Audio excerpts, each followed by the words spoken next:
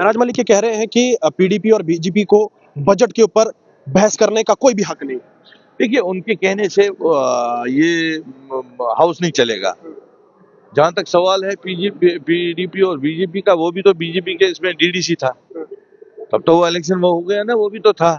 अरे ये बड़ी बात है, उसको अपने साइज में बात करनी चाहिए। जो है ठीक है, उसको बीजेपी के साथ कोई ये है, लेकिन वो किसी को ये नहीं कह सकते हैं कि हक नहीं है। हाँ, हक हमने कहा कि 10 सालों की जो तबाही है वो इन्हीं दो पार्टियों ने जमकर। यार वो कुछ भी कह सकता है, उसकी अपनी पार्टी है। 370 हटाने में उसकी पार्टी ने सपोर्ट दिया, उसको हक यहाँ नहीं बनता है बात करने का। वो उस पार्टी का डिस्ट्रिक्ट शायद स्टेट प्रेसिडेंट है। हाँ, तो उसको क्या हक बनता है? उसी की पार्टी ने तो बीजेपी को सपोर्ट किया था 370 हटाने का।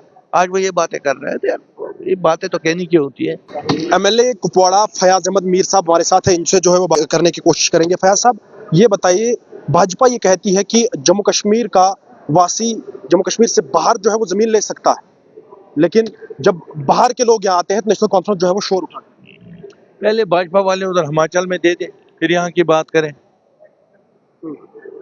देखिए, इनका जो भाजपा का जो कहना है, इनको जो मर्जी आती है, ये सिर्फ इसी में है कि हिंदू मुस्लिम बाकी चीजें, बाकी इनको किसी चीज से गरज नहीं होता है। इनको भी ये पता है कि जम्मू के लोग ये एक्सेप्ट नहीं करेंगे, लेकिन अब इनकी कहने की बातें होती है, ये बताते हैं ऐसे ही। क्यों इनको वहाँ दिल्ली में जो आकर बैठे हैं ना, उनको खुश करना होता है। महराज मलिक ये कह रहे हैं कि पीडीपी और बीजेपी को बजट के ऊपर बहस करने का कोई भी हक नहीं। देखिए, उनके कहने से ये हाउस नहीं चलेगा। जहां तक सवाल है पीडीपी और बीजेपी का, वो भी तो बीजेपी के इसमें डीडीसी था, तब तो वो इलेक्शन में हो गया ना, वो भी तो था। अरे ये बड़ी बात है, उसको अपने साइज में बात करनी चाहिए। जो है ठीक है, उसको बीजेपी के साथ कोई ये है, लेकिन वो किसी को ये नहीं कह सकते हैं कि हक नहीं है। हाँ, हक हमने कहा कि 10 सालों की जो तबाही है वो इन्हीं दो पार्टियों ने जमकर। यार वो कुछ भी कह सकता है, उसकी अपनी पार्टी है। 370 हटाने में उसकी पार्टी ने सपोर्ट दिया, उसको हक यहाँ नहीं बनता है बात करने का। वो उस पार्टी का डिस्ट्रिक्ट शायद स्टेट प्रेसिडेंट है। हाँ, तो उसको क्या हक बनता है? उसी की पार्टी ने तो बीजेपी को सपोर्ट किया था 370 हटाने का। आज वो ये बातें कर रहे हैं, तो यार ये बातें तो कहनी क्यों होती है। कुपवाड़ा से आप आते हैं, पहाड़ी इलाका है, थोड़ा सा एजुकेशन सेक्टर के ऊपर जब बात होती है तो काफी ज्यादा सवाल उठते हैं। मैं ये जानना चाहूंगा कि स्टैंडर्ड एजुकेशन के ऊपर जो है वो हाउस में बात हुई, लेकिन ऐसे भी स्कूल हैं जिन स्कूलों को बंद करना पड़ रहा है, सरकारी स्कूलों को। बिल्कुल सही फरमाया आपने। मेरी कॉन्स्टिट्यूंसी में भी ऐसे स्कूल है जहाँ अभी भी टीचर्स नहीं है। अगर आपने देखा होगा, अभी जब बजट पे ये बहस चल रही थी तो मैंने दिखाया, मेरे डिस्ट्रिक्ट में अभी भी 900 कुछ पोस्ट जो है एजुकेशन के अभी भी वैकेंट है। 500 कुछ है हेल्थ के, इसी तरह पीएचई के 450 पोस्ट, पीडीडी के कोई 400 कुछ है। तो टोटल मिला के अगर आप देखोगे, नए तो रोजगार देने की बातें जो इस सरकार ने की थी, लेकिन इस हमारे जो पुराने वैकेंट पोस्ट है हमारे डिस्ट्रिक्ट में कोई 4500 पोस्ट।